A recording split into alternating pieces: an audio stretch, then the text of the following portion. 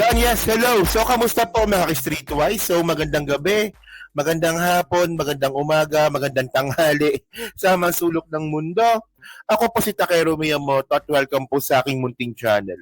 At syempre mga kababayan, kamusta po kayong lahat? At sana po ay sumabuti po kayong kalagayan. So, yun na nga po mga ka-Streetwise. So, meron na naman pong bagong pasabog itong si Pebbles Talakera. Si Mami Pebbles ko. Mami Pebbles ko yan eh. O, di ba?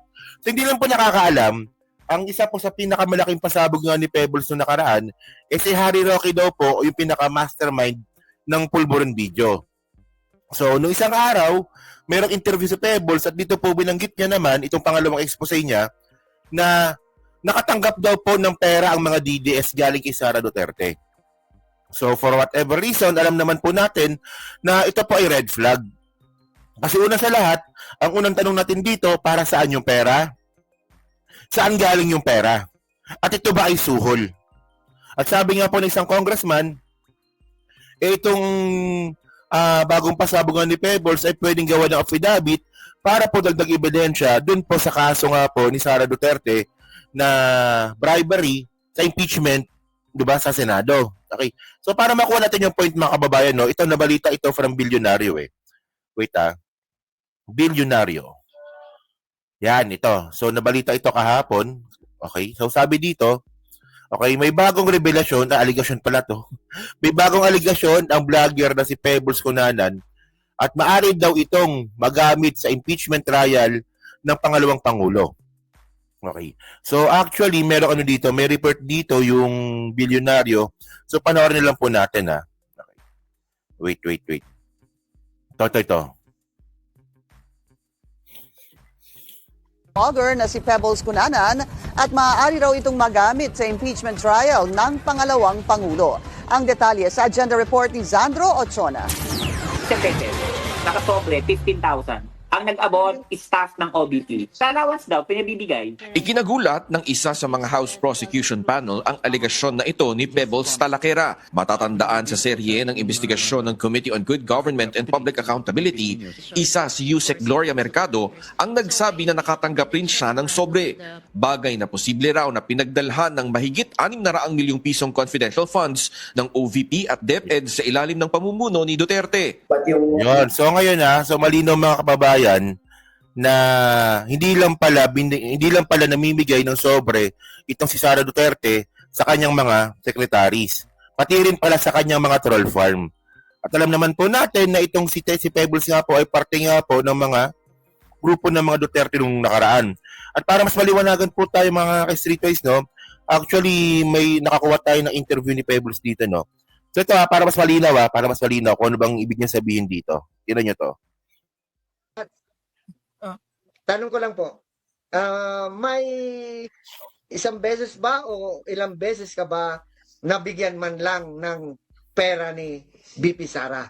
Isang beses, nakasobre 15,000. O, nakasobre na naman. Ayan na naman tayo. Sana all. Hindi ito mga kababayan malinaw mga ka-Streetwise, no, na talagang ugali talaga ng mga Duterte na magbayad po ng propagandista or mga troll. Di ba? So ngayon, no, kung tatanungin nyo nga po kami, no, kami ba taga-suporta ni PBBM, may tumatanggap pa ng pera sa presidente, nasabihin ko po sa inyo, wala. Hindi.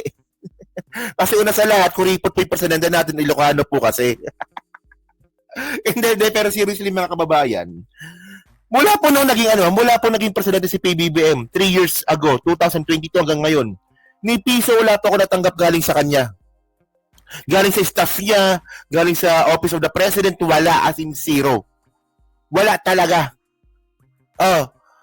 So ngayon kasi for example, 'di ba? For example, ito sasabihin ko lang sa inyo For example, merong lalapit o takero pinamibigay galing sa Office of the President. Ang una ko kagad na tanong dito, saan galing yung pera at para saan? And by the way, hindi na po kailangan bayaran po ang mga vlogger para suportahan si PBBM. Di ba kasi po tayo po naniniwala po sa kanya, and by the way, sapat na po yung kinikita namin dito sa YouTube. Natanggap pa kami ng pera. Pero ibang klase po talaga itong mga DDS mga kababayan. Kumikita na nga sa vlogging, tumatanggap pa ng pera para magkalat ng fake news. Di ba kay Sara Duterte? Ayan si Pebbles sa buhay na patotoo. ito, another allegation na naman ito. And actually, mga kababayan, medyo delikado po itong ginagawa ni Pebbles kasi una sa lahat, ang pinapalatangan niya na dito, Vice Presidente na nasa Pilipinas. Di ba? So, delikado to. Alam naman po natin na mamamatay tao yung mga Duterte na yan. O di ba si Harry Roque at si Maharlika, okay lang yan kasi nasa labas yan, di ba? Nasa labas ng bansa yan. Pero by the way, no, meron pa rin kakayahan itong si Maharlika at si Harry Roque na mangutos para gawan ng masama si Pebbles. Alam naman po natin na nagbigay na nga po ng grave threat sila, no, kay Pebbles, di ba? So by the way, nawawala na ako. Ito, continue natin, ha? Sige. BP Sara. Isang beses, nakasobre, 15,000. Kailan po yun? Kaarawan ng isang DDS. 15 or 50,000? Sobre. Turong kami DDS. Nasa sobre yung Yes, pera. nasa sobre. Ang nag-abot, staff ng OBP. Para saan Kaya daw huwag po yun? kayong umarte na malinis si Sara Duterte. Yun. Para saan yun, Wag- Mami Pebbles? Para Huwag saan silang umarte na malinis si Sara Duterte, kaya visit na visit ako dyan. Para saan yun? Alawa, And actually, mga kababayan nito, no, sa matagal na po naka-follow sa akin, binabanggit ko na po ito.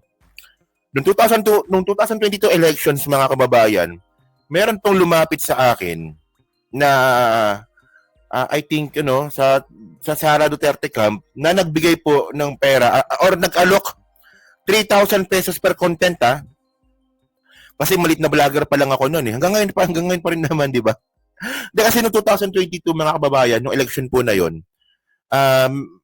I think lang ako noon 30,000 subscribers pa lang ata ako noon, no? So, merong nag-alok sa akin na 3,000 pesos per content, i-promote lang si Sara. So, aminin ko naman, tinanggap ko, Tapos yung pangalawa na, sabi ko, quit na ako kasi hindi ko kayang i-promote si Sara. Hindi ko kaya. Ang hirap i-promote ni Sara. Ang gusto pa naman nila, i-promote si Sara nang hindi po binabanggit yung tatay, na which is sobrang hirap po nun. O, di ba? So, hindi na po bago ito para sa akin. So, ang point dito, nagrereklamo kayong mga DDS kayo, na naghihirap kayo samantalang yung mga vlogger po nila, busog na busog. Pagpo-provoke itong mga vlogger nila na tayo ay naghihirap, tayo ay nahihirapan sa bansa na to. In the first place, bayad pala sila ng mga Duterte. Kayo ba, naniniwala ba kayo na nakatanggap itong mga DDS ng isang beses kay Sara Duterte ng pera? Or sa mga Duterte mismo? I don't think so, no? Continue, sige. wala allowance daw, pinabibigay. allowance? Wala, basta inabot lang. Galing sa OBP. Hindi, wala naman sinabing allowance, basta inabot lang. O, di kinuha ko. Tama. Wala kang pinirmahan na papel, Mami Pebbles. Hindi lang naman ako yung binigyan Pero Wala. Wala kang pinapirmahan na papel. Ay, may pirma. Pipirma ka. May pirma. Receiving lang yun. Kumbaga receiving signature lang siguro yun, no? So ngayon, mga kababayan, and actually, kung babalikan po natin yung mga kaso ni Sara, and actually ito, mabigat na paratang na naman ni Pebbles to, Kasi, di ba? Mabigat na paratang. So kasi mga kababayan, tandaan po natin, ito hinahanap ko na yung video na to pero hindi ko na makita, so article na lang, no? So tandaan po natin, no, ito nabalita ito noong 2017. Duterte admits paying si Digong. Duterte admits paying trolls for 2016 elections. Di ba? So sabi dito, no, President Rodrigo Duterte on Tuesday admitted paying trolls to defend him on social media but said this only happened during the campaign for the 2016 election. I spent 10 million, maybe. Sabi ni Digong yan, umamin talaga siya, maybe in the elections. In the elections, I spent more than that. They were all during the campaign, Duterte said. So ngayon, ang nakakapagtaka dito, noong 2021 naman po, no, itong nabalita ito sa DC, hundreds of thousands of online trolls support Duterte. An old political saying in the Philippines holds that to win a national election, a candidate needs 3G, guns, goons, and gold. A new letter had to be added recently, a T, trolls. Okay. So ano bang gusto kong palabasin dito, mga babayan? Si Duterte mismo umamin na noong 2016 gumamit po siya ng troll farm. At naging effective po ito kasi isa po ang social media ang dahilan kung bakit po nanalo si Duterte. Di ba? So kayo ba naniniwala ba kayo na tinigil na ni Digong yung paggamit ng troll farm nung siya ay nanalo bilang presidente? For example ito alam mo na naging effective sa'yo. Di ba? Nung eleksyon na panalo ka ng troll farm. Ititigil mo pa ba yan? Di ba hindi? Di ba? Ganun ang point dun So ngayon may balita noong 2021 na hanggang 2021 pala, tuloy-tuloy pa rin po yung troll farm ni Digong. O di ba? And by the way, mga kababayan, huwag po natin kakalimutan na itong mga bayad-bayad po na to, matagal na pong ginagawa ni Duterte po ito. At bukod nga po dito sa bribery nga po na kinaharap nga po ni Sara Duterte, na posibleng maging witness pa nga si Pebbles sa impeachment, huwag po natin kakalimutan yung mga binigyan pa po ng confidential fund. Kasi ako naniniwala po ako, na itong pera na binigay po ni Sara sa mga vlogger po nila, galing po sa confidential fund yan. Diba? Parang ito, tinan nyo to. More celeb sounding names in OVP fund recipient list. So, ito po galing ito kay Congressman Ortega, di ba? Okay. More suspicious and fictional sounding names were resembling celebrities and high-profile personalities have joined the list of recipient of Vice President Sara Duterte 612 million combined confidential fund. So, ito, remind ko lang po sa inyo, na ito na nga po yung alamat na Mary Grace Piatos, Fernando Tempura, Miguel Carlos Uwishi, Chippy McDonald's, Pia Piatos Limri, Renan Piatos, Xiaomi 8, di ba? At itong mga dodong-dodong na to, Dodong Barok, Dodong Alcala, Dodong Bina, Dodong Bungal, Dodong Darong. And mga kababayan kasi, di ba? Malinaw po dito na hindi talaga malinis ang mga Duterte. Di ba? Mandaraya po sila, mandarambong, magdanakaw, mamamatay tao pa. And ang alam niyo kung ano nakakainis dito, sinagot ni Sara Duterte to, pero walang laman. Alam niyo sumagot pero walang sense. Tingnan niyo to Pakinggan niyo to. Ano ba yun? Ito. Tingnan niyo to. Sa impeachment pa, ito ba yung walang kamatayang confidential fund ng na-atake nila? Walang kamatay confidential fund. Paano mamamatay confidential fund kung di mo naman sinasagot? Gaga talaga to. Bobo talaga. Ang na-atake nila. Well, hindi ko masagot yan because as we speak, hindi namin alam how they handle the chain of evidence talaga Hindi natin alam kung yan ba nga talaga yung sinabit ng Office of the Vice President. At this point, hindi na natin alam. Di ba? Parang tanga lang yung sagot, di ba? Parang tanga lang ngayon, ito para malinaw, tinanong si Sara Duterte kung ano man ang sabi niya nga po dito sa mga bagong pangalan na lumabas. So, ang sagot ni Sara, mahirap sumagot dyan kasi hindi pa namin alam kung saan galing yung chain of evidence, kung galing ba sa OVP. Putang ina ka pala. Sorry. Mahirap. Iris yung mura. Kasi nakakainis Pero ang point dito, mga kababayan, ang chain of evidence galing sa inyo. Galing sa OVP yung chain of evidence. Galing sa opisina mo. Ngayon, kung hindi pala galing sa opisina mo yan, hindi kasuhan mo ng perjury yung mga congressman. At saka falsification of public documents. Ay, tanga lang. Sabi ko sa inyo Minsan po kasi mga kapwa ko DDS, konting gamit naman ng utak. Yung utak po, hindi lang po nakalagay sa ulo yan, ginagamit po yan. Tatanga.